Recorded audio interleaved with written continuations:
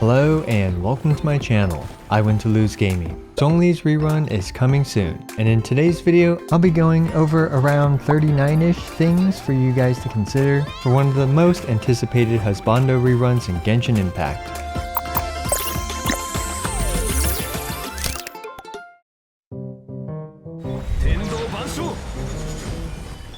Originally released over a year ago on December 1st, 2020, Zhongli was the single most controversial character to be released in Genshin Impact. The community demanded buffs, and to this date, Zhongli is the only character to have received direct buffs to his kit, post-release. Zhongli also had a rerun back on April 28th, 2021, and he is coming back in the second half of patch 2.5 on January 25th, 2022. Full disclosure, Zhongli is one of my favorite characters in the game, but despite that, I will try to remain as unbiased as I can when going through all his pros and cons for you to consider.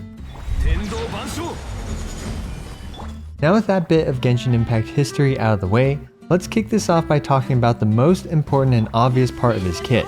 If you know anything about Zhongli, you know about his extremely thick and rock-hard shield. Even a free-to-play Zhongli can reasonably reach around 24,000 damage absorption on their shields. Zhongli's shield more than doubles most characters' HP pools, and very few enemies can break through his shield in a reasonable amount of time. For most enemies, when Zhongli is in your party, as long as you're recasting his shield and not intentionally getting hit by everything, you're effectively invincible. The benefits don't end there, as Zhongli gains super armor while casting his shield. This allows you to tank through a lot of enemy attacks that normally you'd have to dodge. So not only do you get some breathing room with his casting animation super armor, you also get a super durable shield up at the same time that also happens to boost your damage. And that's the perfect segue to talk about how Zhongli's shield shreds nearby enemy resistances by 20% for all elements and even physical damage as well. For many situations, this equates to roughly 15.7% more damage. What's especially important about this resistance shred is that it provides the rare Geo and Anemo shred, as there are very few alternatives to shred Geo and Anemo resistance, with some of these methods being extremely costly, like Constellation 4 Gene. People also always underestimate how much damage you gain by not having to dodge. Zhongli's shield prevents you from being interrupted from things like Ganyu's charge shots, Yoimiya's full bow combo, not dying with Hu Tao, getting knocked out of the air with Xiao, etc, etc. And since Zhongli's shield has a 20-second duration with a 12-second cooldown, this means you also have more than 100% uptime on his shield. Compare this to any other shielder in the game and you'll notice that Zhongli is the only character to effortlessly provide 100% uptime on his shield. And finally, Zhongli's shield and Geo Vision provide half of Geo Resonance, which is literally the strongest resonance for Geo damage characters and an amazing resonance for other elements as well. And of course, Zhongli himself provides the shield that's needed for Geo Resonance. On top of all this, there are also some specific enemy mechanics that Zhongli's shield counters, like the Primo Geo Vishap's Big Bad Breath attack and Azdaha's stomping damage over time effect. But not all is sunshine and rainbows about Zhongli's shield. For a while now, MiHoYo has been determined to nerf Zhongli's shield. MiHoYo is constantly introducing mechanics that somehow bypass or counter shields, and for example, 2 Abyss cycles ago, there was a floor-wide corrosion mechanic that just deals damage to your entire party regardless if you have a shield or not. Then they introduced these wolves which apply corrosion on their attacks, so your whole party takes damage even when you have a shield. And now they've added these new Geo Vishap World bosses and the new Pyro Abyss Lectors that seem to do some form of true damage that goes through shields.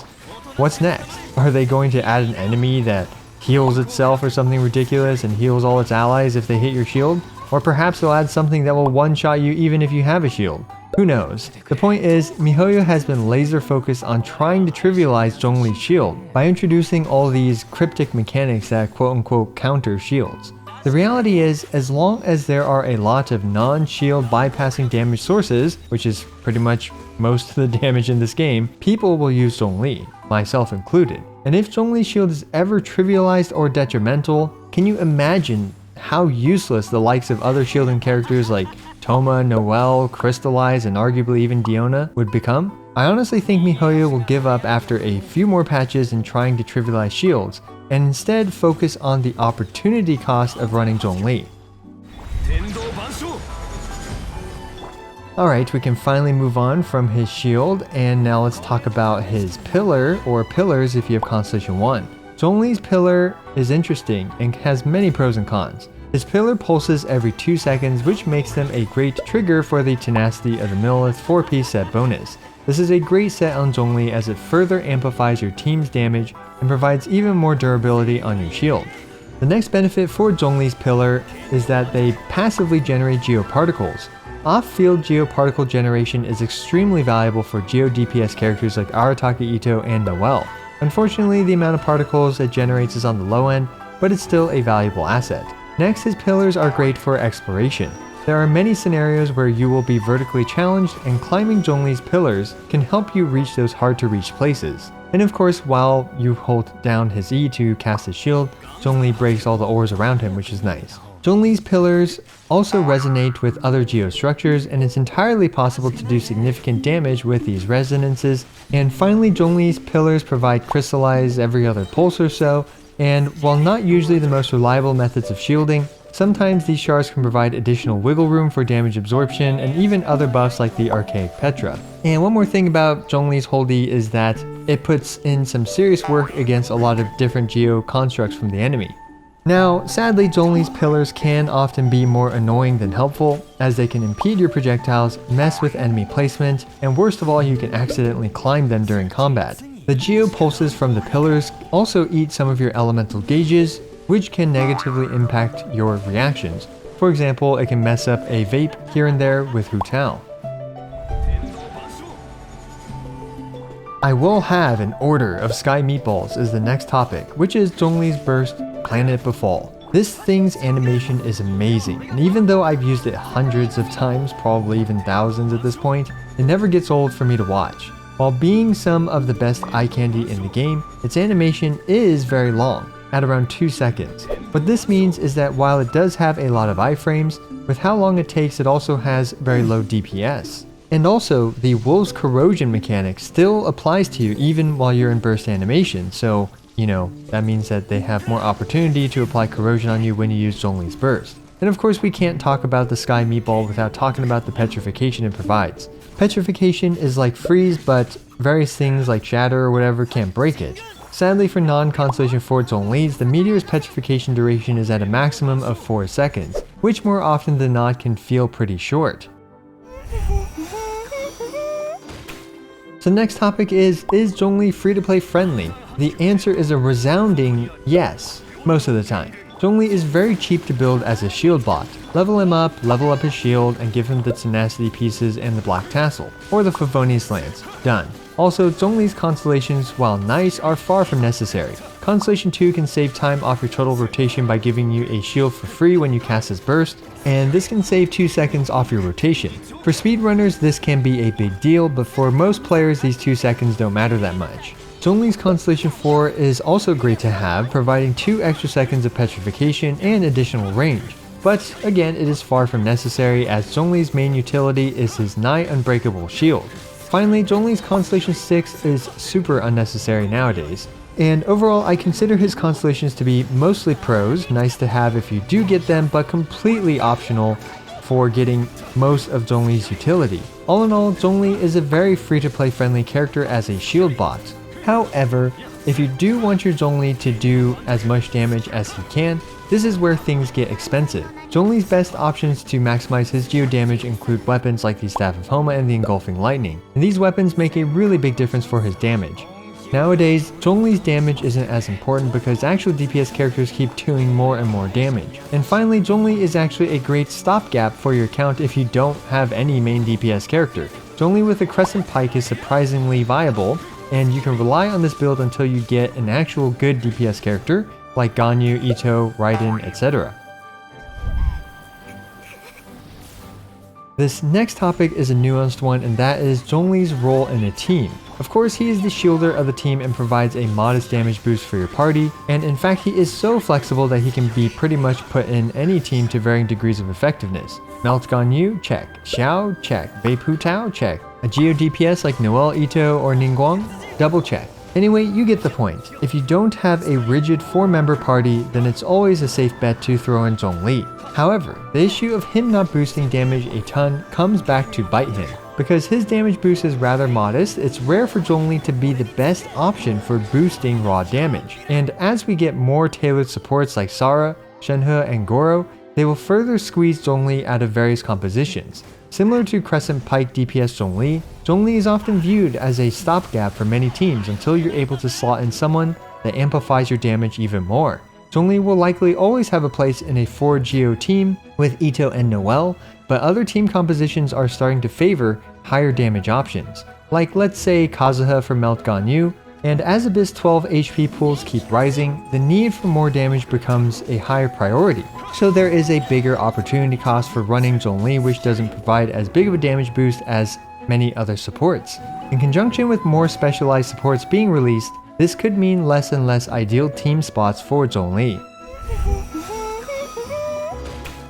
So as usual with this series of videos, I'll provide a summary of his pros and cons. Starting with his pros, Zhongli will make you literally invincible to most enemies in the game. As such, he is the comfiest character in the game. He scales off both HP and attack, and while I didn't talk about this earlier, that means that he can make good use of both stats. Zhongli being Geo and a universal support makes him very flexible and the perfect 4th flex slot character. Zhongli's main role is providing the uncontested best shield in the game, and with him there is no need to dodge most things. He can also do some good burst damage, and his shield is a universal damage amplifier. Zhongli is a usable main DPS character with the Crescent Pike, and Zhongli is fairly cheap to build as a shield bot. Zhongli is also a great Favonius Lance user to help battery your team, and Zhongli provides the most durable shield in the game. Zhongli's shield is the only shield in the game with 100% uptime, and he also gains super duper armor when casting his shield, which is great to be productive while eating damage. Zhongli's shield provides the rare Animo and Geo resistance shreds, and Geo resonance is also great. As for his pillars, they passively generate Geo particles and are useful for exploration. Pillars resonate and can do some reasonable damage if built for that, and his pillars make him an ideal tenacity user. Zhongli's burst is pure eye candy and it never gets old in my opinion, and his Sky Meatball provides a lot of iframes. And it has some good range and does reasonable damage again, and Petrification is one of the best statuses in the game. And finally, Zhongli's constellations are all useful as well, but at the same time, they are all far from necessary. And now let's talk about his cons. In my opinion, the single biggest con that Zhongli has is that MiHoYo is out to get him. Every patch has had something to try and counter shields because that's just how overpowered Zhongli's shield is. Corrosion was introduced, true damage was introduced, and maybe in the future there will be negative effects from having a shield up. Who knows, right? You guys get the point. Zhongli also always talks about wine, so if you wanted a quiet overworld character, Zhongli isn't that guy. Zhongli is expensive to build for maximizing his damage, although again, most people use him as a shield bot. Zhongli is rarely the best option for maximum DPS, although he's usually a good option. Zhongli's constellations aren't that high impact, so if you're going for those, while they're nice, they're not as, for example, impactful as Raiden's Constellation 2. Zhongli's shield has long casting animation, and you're not actually invincible with his shield as things can still punch through it. Zhongli's pillars don't generate a lot of particles, and they're geo constructs which have a lot of issues like being deleted when the boss steps on them, etc, etc. His pillars can also be annoying if you accidentally climb it or if your projectiles get blocked by it. And finally, in regards to his pillars at least, is that they can mess with elemental reactions. As for his burst, the animation is very long, which makes it a poor DPS option. And finally, 4 seconds on Petrify can feel pretty short. All in all, Zhongli is one of the most meta-defining characters in the game. MiHoYo is always trying to nerf him, and perhaps someday they will finally be successful. Sadly, this reality that MiHoYo is trying to nerf the shield meta makes me just a little hesitant to full-heartedly recommend pulling for Zhongli. Nonetheless, no matter how much they nerf shields like make your whole team instantly die if you get a shield, or maybe your shield will always heal the enemy, for everything else in this game, there's Zhongli. To this day, I think Zhongli is one of the most valuable characters on anyone's account, as the protection he adds is second to none. Let me know what you think about this list and if I missed any pros and cons for Zhongli. Also, I regularly make Genshin Impact videos ranging from Caesar showcases, DPS showdowns, guide videos, and more. So be sure to smash the subscribe button as it's the best and easiest way for you to support my work. Also, don't forget to like the video and leave a comment for the YouTube algorithm. As always, I appreciate every single one of you. This is I Went to Lose, signing out.